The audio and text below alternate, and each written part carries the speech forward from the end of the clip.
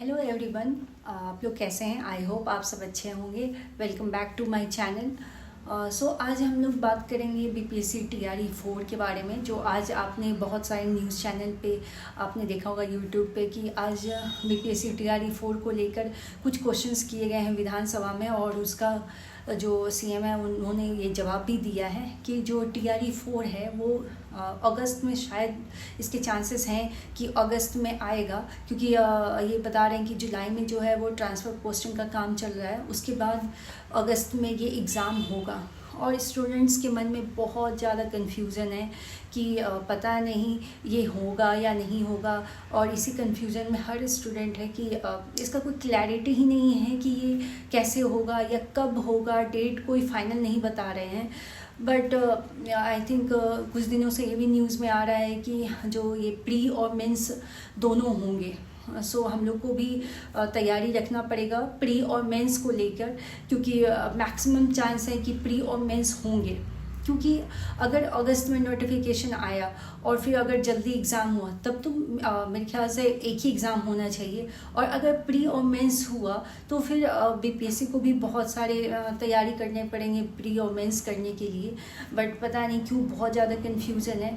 लेकिन हम लोग को क्या है, हम लोग को तो प्रिपेयर्ड रहना है, चाहे वो प्री और मेंस हो या एक एग्ज़ाम हो।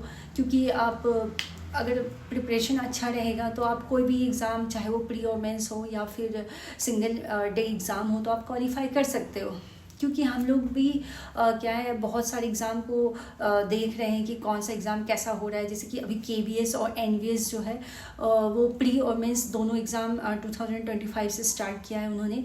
मेंस का एग्ज़ाम भी वो ले रहे हैं। तो आप हम लोग क्या कर सकते हैं, उसके जो एग्ज़ाम जो हुआ है मेंस का एग्ज़ाम, उसका एनालिसिस कर सकते हैं। आप क्वेश्चंस देख सकते हो कि वहाँ पे प्री और मेंस क्वेश्चन में कैसा क्वेश्चंस पूछे गए हैं। आई थिंक मैं भी क्वेश्चंस देख रही थी, तो उसमें बहुत सारे यूट्यूब चैनल पे डिस्कस कर रहे थे मेंस का क्वेश्चंस। क्योंकि क्वेश्चंस तो अभी पीडीएफ जो है वो आउट नहीं हुआ है, बट कुछ कुछ क्वेश्चंस जो हैं वो यूट्यूब पे भी बता रहे थे कि उसमें क्या है ना, अभी मेंस में भी ऑब्जेक्टिव प्लस सब्जेक्टिव पूछ रहे हैं। बिल्कुल ही सब्जेक्टिव डिस्क्रिप्टिव नहीं पूछ रहे हैं, उसमें ऑब्जेक्टिव भी है।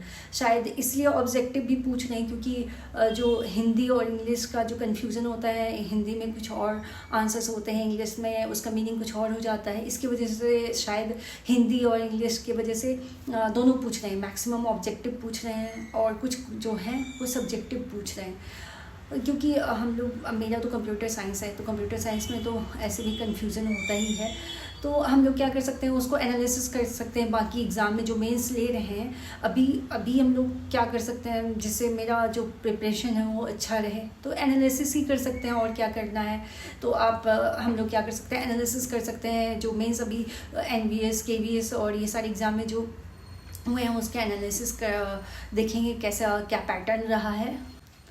और अगर आप चाहते हैं कि मैं मेंस के क्वेश्चंस को डिस्कस करूं तो आप कमेंट बॉक्स में ज़रूर से लिखना।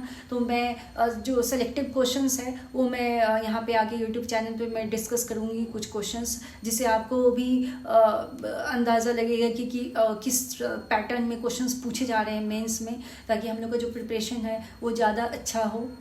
So thank you guys.